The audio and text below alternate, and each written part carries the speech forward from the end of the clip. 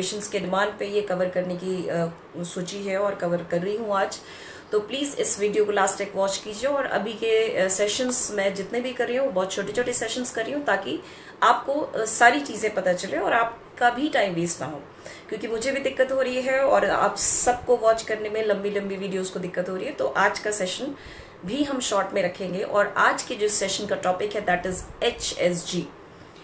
तो अगेन आपकी डॉक्टर, आपकी पीसीओएस एंड फर्टिलिटी स्पेशलिस्ट या पीसीओडी स्पेशलिस्ट डॉक्टर शबनम, मैं अपनी दोबारा से आई थिंक कि मुझे अपना दोबारा से इंट्रोडक्शन देने की ज़रूरत नहीं है। आप सब मुझे पहचान चुके होंगे, मुझे जान चुके होंगे। तो आगे बढ़ते हैं इस सेशन को, आज के सेशन को आगे बढ़ाते हुए। तो HSG आज का जो इम्पोर्टेंट टॉपिक है, आज का जो कवर हम करेंगे टॉपिक को, that is HSG। So what is HSG? HSG क्या है? What is the full form of HSG? तो HSG यानी हिस्टेरोसैल्पिंगोग्राफी। आप सारे लोग जो इस वीडियो को वॉच कर रहे हैं या जो इस वीडियो को देखेंगे वो सारे लोग अच्छे से जानते होंगे कि उनके डॉक्टर्स ने बहुत बार लिखा होगा HSG, और कई लोगों ने कराया होगा तो वो जानते होंगे, और जिन लोगों ने नहीं कराया है वो शायद इस बारे में नहीं जानते होंगे, या फिर बहुत सारे लोग कंफ्यूज हो जाते हैं कि व्हाट इज HSG और मुझे ये क्यों कराना चाहिए। तो बहुत बार मैं अपने ट्रीटमेंट के दौरान अपने पेशेंट्स को आगे चल के HSG एडवाइस करती हूँ और शुरू में इसके बारे में बता देती हूँ कि हो सकता है कि आगे चल के ज़रूरत पड़े। तो मैं शुरू में ये टेस्ट नहीं कराती हूँ। रीज़न ये होता है कि मुझे देखना पड़ता है कि पेशेंट के ऊपर बहुत ज़्यादा हम टेस्ट का वज़न ना डाल दें, क्योंकि दोस्तों ये बात भी सही है कि कई बार जस्ट बेसिक टेस्ट के बेसिस पे हम इलाज करते हैं और पेशेंट का इलाज जो होता है वो सक्सेसफुल हो जाता है। तो बहुत बार हमें एडवांस टेस्ट की ज़रूरत नहीं पड़ती है, लेकिन कई बार ऐसा भी होता है कि बेसिक टेस्ट हमारे काम नहीं आते हैं, हमें और एडवांस जाना पड़ता है। तो मैं बिलीव करती हूँ स्टेप बाय स्टेप मूव करने की, ताकि पेशेंट के पॉकेट पे भी जोर ना पड़े, क्योंकि आई नो हर इंसान बहुत मेहनत से कमाता है और उसका पैसा वेस्ट नहीं होना चाहिए। तो आगे बढ़ते हैं कि व्हाट इज HSG। और मैं चाहती हूँ कि मेरा हर पेशेंट और मुझसे जो भी जुड़ रहा है वो सारे लोग अपनी रिपोर्ट को अच्छे से जाने समझे कि वो क्या करवा रहे हैं, क्यों करवा रहे हैं और उसकी ज़रूरत क्यों है। तो HSG क्या है दोस्तों? आप कहोगे मुझे PCOS है तो मुझे HSG की ज़रूरत क्या है? आपने PCOS का टेस्ट करा लिया तो आपको HSG की ज़रूरत क्या है? तो HSG पहले तो समझते हैं कि क्या है। HSG जो होता है दैट इज हिस्टेरोसैल्पिंगोग्राफी।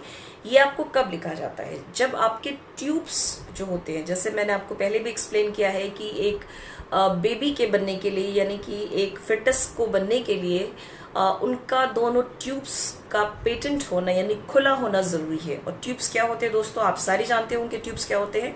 ट्यूब्स आपके यूट्रस से जुड़े हुए दोनों तरफ यूट्रस से जुड़ा हुआ 2 ट्यूब्स होता है, और ट्यूब्स के पास ही ओवरी होती है। ट्यूब्स में नीचे की तरफ फिंगर लाइक प्रोजेक्शंस होते हैं, और उनमें से ही एक फिंगर लाइक प्रोजेक्शन ओवरी के ऊपर पॉइंट करता है, जो कि उससे कलेक्ट करता है एग। तो एग हर महीने इसमें से कुछ एग जो होते हैं वो आकर इस ट्यूब में वेट करते हैं, इंतजार करते हैं स्पर्म का, जो कि वजाइना से होके ऊपर की तरफ ट्रैवल करता है, और उसको भी फेलोपियन ट्यूब में आके ओवा से यानी एग से मिलना होता है। तो फेलोपियन ट्यूब बहुत इंपॉर्टेंट है, यानी कि एग और स्पर्म दोनों मिलते हैं फेलोपियन ट्यूब में, यानी कि आपकी प्रेगनेंसी जो बनती है एक्चुअली वो फेलोपियन ट्यूब में बनती है, और कुछ सर्टेन सेल स्टेज में वो फिर वहां से मूव करके आपके यूट्रस में आती है और वहां पे इम्प्लांट होती है। तो ये एक नॉर्मल प्रोसीजर होता है हर एक की प्रेगनेंसी का। तो अगर आप नहीं जानते तो आप समझ लें कि आपकी एक्चुअली प्रेगनेंसी जो बनती है वो फेलोपियन ट्यूब में बनती है, और वहां से फिर वो आके इम्प्लांट होती है आपके यूट्रस में। तो जो प्रेगनेंसी यूट्रस के अंदर पाई जाती है दैट इज नॉर्मल प्रेगनेंसी। तो ये नॉर्मल प्रोसीजर होता है आपके प्रेगनेंसी का, एक नॉर्मल प्रेगनेंसी का। अब दोस्तों यहाँ पे बात करते हैं कि ये जो ट्यूब्स हैं, इसका मतलब क्या हुआ कि इन ट्यूब्स का खुला रहना बहुत ज़रूरी है, यानी कि इन ट्यूब्स का पेटेंट रहना बहुत ज़रूरी है, क्योंकि अगर ये ट्यूब्स कहीं से भी ब्लॉक हो गए तो स्पर्म और एग दोनों नहीं मिल पाएंगे। तो अगर स्पर्म और एग नहीं मिल पाएंगे तो नॉर्मल तरीके से प्रेगनेंसी होना पॉसिबल नहीं है। और एक तो नॉर्मल तरीके से प्रेगनेंसी होना पॉसिबल नहीं है, दूसरा एक चीज और बहुत लोग कंफ्यूज हो जाते हैं कि ठीक है मुझे नॉर्मल तरीके से नहीं हो सकती है तो मैं IUI के जरिए करवा सकती हूँ। तो इसमें भी ध्यान दीजिए कि अगर आपके दोनों ट्यूब्स ब्लॉक हैं तो आप नॉर्मल तरीके से भी प्रेगनेंसी नहीं हो सकती है और आपको आईयूआई के जरिए भी प्रेगनेंसी नहीं हो सकती है। ये बहुत इंपॉर्टेंट चीज़ है, ध्यान रखिएगा कि आपके आईयूआई के लिए भी आपके दोनों ट्यूब्स का खुला रहना जरूरी है। और यहाँ पे एक चीज और बता दूं, जरूरी नहीं है कि आपके दोनों ट्यूब्स ओपन रहें। अगर एक ट्यूब भी आपका ओपन है तो भी आपको उतने ही चांसेस करीब करीब होते हैं। तो दोनों में से एटलीस्ट एक ट्यूब तो खुले रहे। अगर दोनों खुले हुए हैं तो दैट इज बेस्ट थिंग, लेकिन कम से कम एक ट्यूब का खुला होना बहुत जरूरी है आपकी प्रेगनेंसी के लिए, एक नॉर्मल प्रेगनेंसी के लिए या फिर आईयूआई के लिए।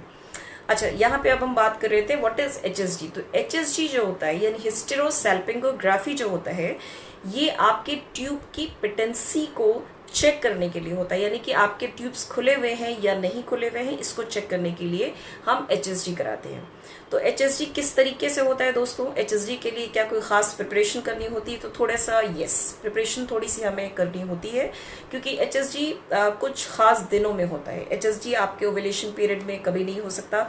एचएसजी अगर आप प्रेग्नेंट हो सकते हैं, ऐसी कोई गुंजाइश हो सकती है, तो आपका एचएसजी नहीं कराया जाता है, क्योंकि प्रेगनेंसी डिसलॉज हो सकती है। आपके ओव्यूलेशन पीरियड में क्यों नहीं कराया जा सकता? क्योंकि अगर आप ओव्यूलेशन पीरियड के आसपास हैं तो प्रेगनेंसी अगर आपकी बाई चांस बन गई है तो वो डिसलॉज हो सकती है, खराब हो सकती है। तो एचएसजी उस पीरियड में नहीं कराया जा सकता। तो सही टाइम एचएसजी का क्या होता है? सही टाइम दोस्तों जो होता है आपका पीरियड खत्म होने के 2-3 डेज बाद, यानी कि आपकी ब्लीडिंग जब खत्म हो गई उसकी 2-3 डेज बाद, जब पूरी तरीके से आपकी ब्लीडिंग बंद हो चुकी है, तो उसके 2-3 दिन बाद आप एचएसजी कराइए।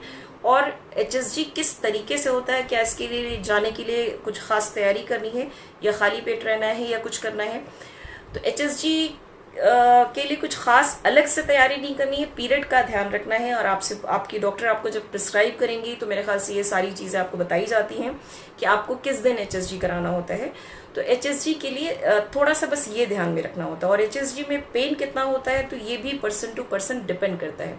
किसी की अगर हम बात करें, कोई एक इंजेक्शन का पेन भी किसी के लिए बहुत ज्यादा होता है। अब मेरे पास जैसे पेशेंट्स आते हैं, कभी कभी कोई इंजेक्शन लगाना हुआ, इवन टेटनस का इंजेक्शन लगाना हुआ, तो इतनी तेज चलाएंगे कि मतलब उनकी टॉलरेंस पावर बहुत कम होती है। तो उन पेशेंट्स को शायद बहुत पेन महसूस हो सकता है, लेकिन किसी किसी पेशेंट को कुछ नहीं महसूस होता है, है इंजेक्शन लगा, दैट्स इट। तो आपकी जो पेन को रिसीव कर, मतलब पेन आप कितना बर्दाश्त कर सकते हो, इस पे भी बहुत कुछ मैटर करता है। तो आपके एचएसजी के दौरान थोड़ा बहुत आपको पेन महसूस होगा, लेकिन अगर आप जरा सा इंजेक्शन का पेन भी बर्दाश्त नहीं कर सकते हो तो हो सकता है आपको ज्यादा लगे। और दूसरी बात, एचएसजी किस तरीके से किया जाता है? तो एचएसजी आप कहाँ पे करवा सकते हो? आपको एचएसजी करवाने के लिए एक्सरे की जरूरत होती है। जहां पे एक्सरे होता है वहां पे एचएसजी हो सकता है, लेकिन एचएसजी के लिए सिर्फ एक्सरे नहीं, एक एचएसजी के लिए गायनेकोलॉजिस्ट की भी जरूरत होती है, क्योंकि गायनेकोलॉजिस्ट नीचे से आपके यूट्रस का जो माउथ होता है that is called as cervix, उस माउथ को नीचे से पकड़ के उसके अंदर एक इंस्ट्रूमेंट छोटा सा डालती है और उससे डाई को पुश किया जाता है। डाई को पुश करने का मतलब क्या होता है? वो डाई क्या करता है? वो डाई आपके यूट्रस में जाता है और वो जिस जिस रास्ते से गुजरता है वो पूरा रास्ता आपके एक्सरे में दिखता है। तो आप एक्सरे में क्या नोटिस करते हैं, यानी ऊपर से एक्सरे लिया जाता है, तो ये डाई जब नीचे से गुजरता है तो वो पूरा आपके यूट्रस से होते हुए आप उसको रास्ता कहाँ मिलेगा? वो यूट्रस में और रास्ता कहाँ, या तो नीचे की तरफ है या फिर ट्यूब से होके जाएगा, यही दो रास्ते हैं। तो नीचे से हम पुश कर रहे हैं और ये यूट्रस से होते हुए ट्यूब से, अगर आपके ट्यूब्स खुले हुए हैं तो दोनों ट्यूब्स से होते हुए ये आपकी एब्डोमिनल कैविटी कह सकते हो या पेल्विक कैविटी, जो भी आप जिस हिसाब से समझो, या फिर अगर एक लेमैन टर्म में मैं समझाऊं तो आपके पेट के तरफ, मतलब पेट के अंदर जो कैविटी होती है उसको हम एब्डोमिनल कैविटी समझते हैं। आई होप कि आप सब समझ जाओगे। तो एब्डोमिनल कैविटी में ये जाके डाई आपको दिखती है। तो ये एक्सरे में सारी चीजें कैप्चर की जाती है। तो ये डाई इस तरह की डाई होती है जो कि एक्सरे में पूरी विजिबल होती है। तो इसमें कुछ कुछ चीजें और भी हमें दिख जाती हैं, लाइक आपके यूट्रस में अगर कोई एबनॉर्मलिटी होती है तो भी वो उसमें नोट हो जाती है। जैसे अगर आपकी यूट्रस में फाइब्रॉइड है तो यहाँ पे भी फाइब्रॉइड में भी कुछ चीजें मैं बता दूं। मैंने एक आध वीडियो देखा था तो थोड़ा सा उसमें कुछ कुछ मुझे गलत लगा, तो मैंने सोचा कि यहाँ पे उन चीजों को करेक्ट कर दो। दोस्तों फाइब्रॉइड भी कई तरीके का होता है। तो यूट्रस में फाइब्रॉइड को कैसे पता लगाएगा? अगर फाइब्रॉइड यूट्रस के ऊपर है तो वो फाइब्रॉइड कभी भी इसमें पता नहीं लग पाएंगे। जो फाइब्रॉइड यूट्रस की कैविटी में है तो यस, वो कैविटी को आपकी के शेप को बिगाड़ देंगे, तो उन फाइब्रॉइड्स का पता लगा, मतलब वो समझ में आ जाती है, कैविटी समझ में आ जाती है, यस इसमें फाइब्रॉइड हो सकता है। या फिर कैविटी के अंदर कुछ भी है अगर, तो आपकी कैविटी में क्या होगा कि वो डाई पास नहीं होगी उस जगह से, वो जगह आपकी डाई से के बिना रह जाएगी, तो वो सारा आपके एक्सरे में आ जाएगा। तो यानी कह सकते हैं कि एक्सरे आपकी यूट्रस की डिफॉर्मिटीज को भी कैच कर लेता है। तो ये हार्डली 15-20 मिनट्स का प्रोसीजर होता है, लेकिन इसके करीब 1 घंटा पहले आपको डॉक्टर के पास जाना होता है, क्योंकि अब अगर मैं अपनी बात करूं तो मैं हमेशा पेशेंट को रिकमेंड करती हूं कि एक मसल रिलैक्सेंट ले लें, क्योंकि कभी कभी क्या होता है कि अब जैसे आपकी मान लीजिए कि आपके ट्यूब्स आगे मेरे पास रिपोर्ट आई और मैंने देखा कि आपकी ट्यूब्स जो है दोनों तरफ ब्लॉक आई है, तो क्या एक एचएसजी के बेसिस पे ये आपको बोला जा सकता है कि 100% आपके दोनों ट्यूब्स ब्लॉक्ड है? ऐसा नहीं है। पहली चीज मैं बता दूं कि मैं कोशिश करती हूँ कि पेशेंट को एक मसल रिलैक्सेंट और पेन किलर प्लस दोनों दे दूं हाफ एन आवर पहले, ताकि क्योंकि जब एचएसजी होता है उसमें हम बेहोश नहीं करते, पेशेंट को बेहोश नहीं किया जाता, पेशेंट अपने होश में कराता है। तो कभी कभी क्या होता है कि यूट्रस की जो मसल्स जो आपके फेलोपियन ट्यूब्स के पास हैं वो कभी कभी बहुत टाइट हो जाती हैं। तो अगर वो टाइट हो जाती है तो क्या करेंगे कि उस ओपनिंग को बंद कर देंगे, तो वो अपने आप में ब्लॉकेज के फॉर्म में आ जाएगा।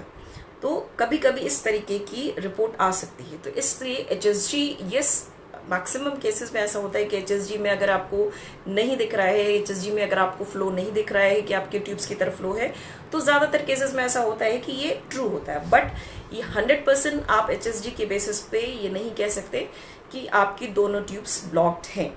अच्छा, अब यहाँ पे सवाल ये होता है कि देखिए, अगर आपकी एचएसजी में ट्यूब्स खुली मिली तो वो 100% है कि आपकी ट्यूब्स खुली हुई हैं, लेकिन अगर ट्यूब्स दोनों ब्लॉक्ड हैं तो ये 100% नहीं होता है। अब इसको फर्दर कंफर्म करने के लिए आप क्या करवा सकते हो? तब देखिए, ये एक टेस्ट है, डायग्नोस्टिक टेस्ट है। एचएसजी एक डायग्नोस्टिक टेस्ट है, कोई इन्वेजिव टेस्ट नहीं। तो अगर आपकी दोनों ट्यूब्स ब्लॉक्ड मिल रही हैं और आपको फर्दर आगे चेक कराना है कि क्या ये सही है बिल्कुल, तो उसके लिए फिर होता है लैप्रोस्कोपिक डाई टेस्ट, यानी ऊपर से लैप्रोस्कोप डाला जाता है, नीचे से डाई पुश किया जाता है, और लैप्रोस्कोप का जो कैमरा होता है उसमें देखा जाता है कि क्या वो डाई निकल रही है आपके एब्डोमिनल कैविटी में या नहीं, यानी कि वो डायरेक्ट विजुअलाइजेशन होता है थ्रू कैमरा। और यहाँ पे हम क्या कर रहे हैं? एक्सरे के थ्रू देख रहे हैं। तो कभी कभी उसमें क्या होता है, लैप्रोस्कोपी में बेहोश करके किया जाता है, तो मसल्स के टाइट होने वाला सवाल नहीं होता। और एचएसजी चूंकि एक छोटा सा प्रोसीजर है तो उसमें बेहोश नहीं किया जाता है। और कभी कभी कुछ डॉक्टर्स वहाँ पे आपका जो सर्विक्स यानी माउथ है वहाँ पे थोड़ा सा एनेस्थीसिया का इंजेक्शन कहीं कहीं पे दे दिया जाता है, ज्यादातर जगह पे नहीं होता है ऐसा। सिंपल प्रोसीजर है तो इसलिए इसके लिए एनेस्थीसिया की जरूरत नहीं होती, क्योंकि जितनी देर में प्रोसीजर होगा उससे ज्यादा देर तक आप एनेस्थीसिया से बेहोश रहेंगी, तो उसकी जरूरत नहीं होती है। तो इसलिए अगर आपके एचएसजी में दोनों तरफ ब्लॉकेज आता है तो वो 100% ऐसा नहीं है कि आपके ट्यूब्स ब्लॉक्ड ही हैं। लेकिन ये ज्यादातर केसेस में हमने देखा है कि आपके अगर एचएसजी में ट्यूब्स ब्लॉक आते हैं तो मैक्सिमम चांसेस होते हैं कि आपके ट्यूब्स ब्लॉक है, लेकिन 100% नहीं कहा जा सकता। और वो उसको कंफर्म करने का जो एक तरीका है वो यही है कि फिर आप लैप्रोस्कोपी डाई टेस्ट के लिए जाए और देखें कि क्या वाकई में आपके ट्यूब्स ब्लॉक्ड है या नहीं है।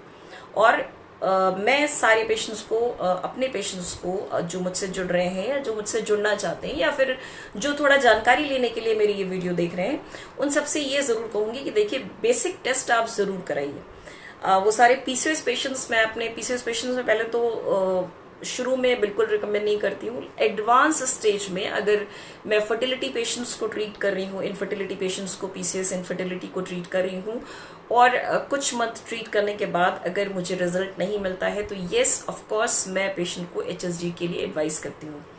और अगर मान लीजिए कि अगर मुझे उनको ओव्यूलेशन इंडक्शन के मेडिसिन देनी पड़ रही है, 2-3 मंथ्स मैंने दे दिया और उसके बाद भी मुझे रिजल्ट नहीं मिल रहा है, तो फिर मैं एचएसजी एडवाइस करती हूँ। और रीजन ये होता है क्योंकि हर टेस्ट कॉस्ट करता है, एवरी टेस्ट कॉस्ट यू, तो हर टेस्ट का कुछ ना कुछ कॉस्ट होता है, और पेशेंट के लिए भी हमें सोचना पड़ता है कि उसका बहुत ज्यादा कॉस्ट इन्वॉल्व ना हो, क्योंकि ट्रीटमेंट का भी कॉस्ट होता है, टेस्ट का भी कॉस्ट होता है। तो मेरी कोशिश होती है कि जितना मिनिमम से मिनिमम टेस्ट करा के आपके ट्रीटमेंट को स्टार्ट किया जा सकता है वो स्टार्ट करें। लेकिन HSG टेस्ट वाकई में बहुत इंपॉर्टेंट टेस्ट है। अगर से जो पेशेंट्स इन चीज़ों को बेयर कर सकते हैं, यानी इसके कॉस्ट को बेयर कर सकते हैं, वो ज़रूर से कराएं और एक बार देखें कि उनके ट्यूब्स खुले हुए हैं कि नहीं खुले हुए हैं। क्योंकि यहाँ पे थोड़ा सा सोचने के बाद है, कई बार मैं या बहुत सारे डॉक्टर्स ये समझा नहीं पाते हैं पेशेंट्स को कि आप जो ट्रीटमेंट ले रहे हो उस ट्रीटमेंट में भी आपके पैसे खर्च हो रहे हैं। HSG बहुत कॉस्टली प्रोसीजर नहीं है। अब मैं दिल्ली की बात करूं तो आई थिंक रफली ये कहीं 3,000 से 4,000 या 4,500 इसी के आसपास का होता है। बट उसमें भी पेशेंट बहुत ज़्यादा सोचता है। तो मैं एक अगर तरीके से समझाना चाहूँ तो वो ये है कि आप जो इनफर्टिलिटी के ट्रीटमेंट ले रहे हो उसमें भी आपके पैसे खर्च हो रहे हैं। तो अगर आपका ट्यूब्स ब्लॉक है तो आप अननेसेसरली पैसे खर्च कर रहे हो दवाओं पे और डॉक्टर्स पे।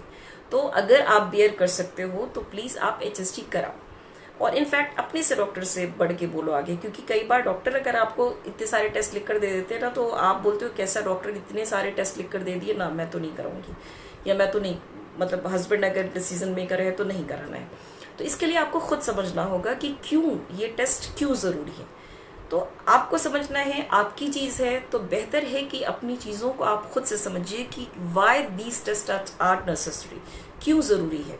तो इसलिए जरूरी है कि आप खुद से अगर बढ़ के बोलोगे कि तो डॉक्टर के ऊपर भी बर्डन कम होगा। उसको भी इतना टाइम एक्सप्लेन करने के लिए नहीं होता है बहुत बार कि अगर OPD में पेशेंट्स ज्यादा हैं और आप हर एक टेस्ट के बारे में अगर इतना डिटेल में और इतना उसमें अगर बताने चलेंगे तो बहुत मुश्किल हो जाती है कभी कभी। क्योंकि मैं अपनी OPD में हर एक पेशेंट को बहुत डिटेल में समझाती हूँ, तो कई बार हमारे लिए मुश्किल हो जाती है। कुछ पेशेंट्स बहुत ज्यादा पूछते हैं, तो इसीलिए मैं सेशंस के जरिए ये सारी चीजें बता रही हूँ कि आप खुद समझिए कि क्यों जरूरी है, क्या जरूरी है और क्यों जरूरी है और कितना जरूरी है।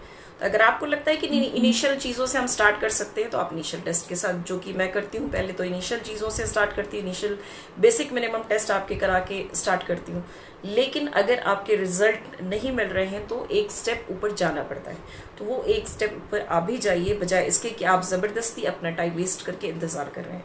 तो स्टेप बाय स्टेप आगे मूव कीजिए। HSG कोई खराब या गलत प्रोसीजर नहीं है। अगर किसी ने आपको एडवाइस किया है तो एक जेन्युइन एडवाइस है, क्योंकि ये आपके लिए है, आपके पैसे वेस्ट नहीं जाएंगे। आपको अपने बारे में नॉलेज मिलेगी कि आपके ट्यूब्स खुले हुए हैं कि नहीं खुले हुए हैं। मैं एक बार वापस से रिपीट कर रही हूँ, आपके ट्यूब्स खुले हुए हैं अगर, तो आपके प्रेगनेंसी के चांसेस नॉर्मल तरीके से भी हैं और IUI के जरिए भी हैं। लेकिन अगर आपके ट्यूब्स ब्लॉक्ड है, दोनों ट्यूब्स की बात कर रही हूँ मैं, अगर आपके दोनों ट्यूब्स ब्लॉक्ड है तो आपको नॉर्मल तरीके से और IUI दोनों तरीके से प्रेगनेंसी होने के चांसेस नहीं है।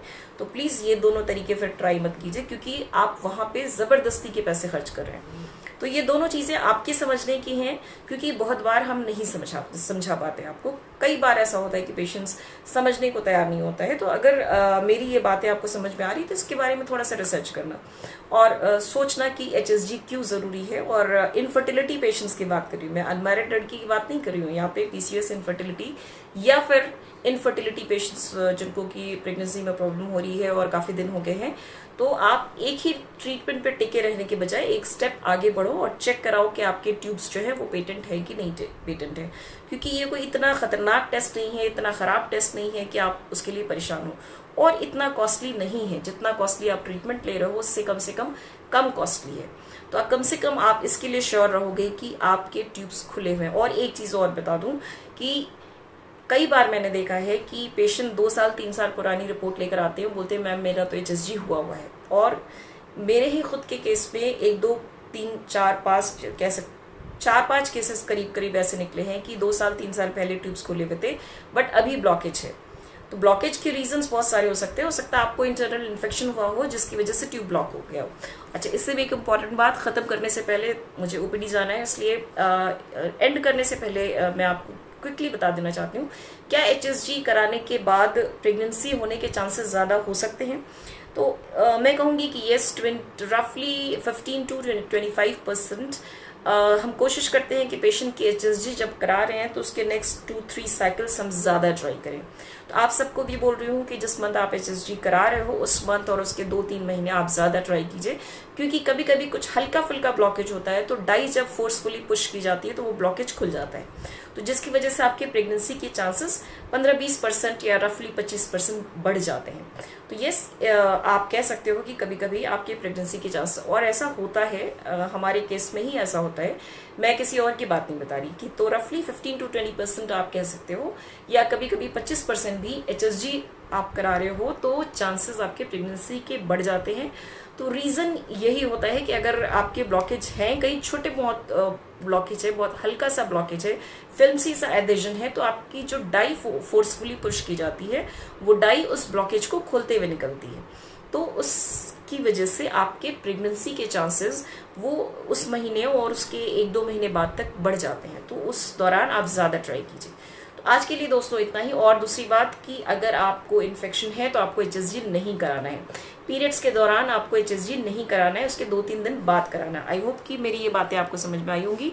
और अगर आपको मुझसे कंसल्ट करना है तो आप मेरी क्लिनिक के नंबर पे मुझसे कंसल्ट कर सकते हैं, एंड द नंबर इज 8800740215।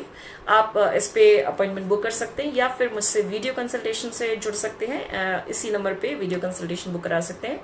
तो आज के लिए दोस्तों इतना ही, क्योंकि पेशेंट्स वेट कर रहे हैं, मैंने सोचा कि ये सेशन एक शॉर्ट सेशन रखूं, थोड़ा सा लंबा हो गया, but that is good for you.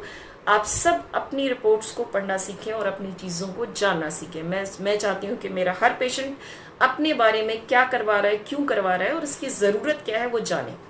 तो जितना आप जानोगे उतना आपका दिमाग खुलेगा और हमारे लिए भी उतनी आसानी होगी। तो आज के लिए HSG एक बहुत इंपॉर्टेंट टॉपिक था जिसको मैंने कवर किया। अगले दूसरे टॉपिक के लिए फिर से आप मुझसे जुड़िएगा और मेरे YouTube चैनल को सब्सक्राइब कीजिए, क्योंकि ये सारी वीडियोस जो आप नहीं देख पाते मैं YouTube पे ज़रूर अपलोड करती हूँ। तो आज के लिए इतना ही। Have a nice day. आप सब अपना ध्यान रखिए। Thank you. Thanks a lot.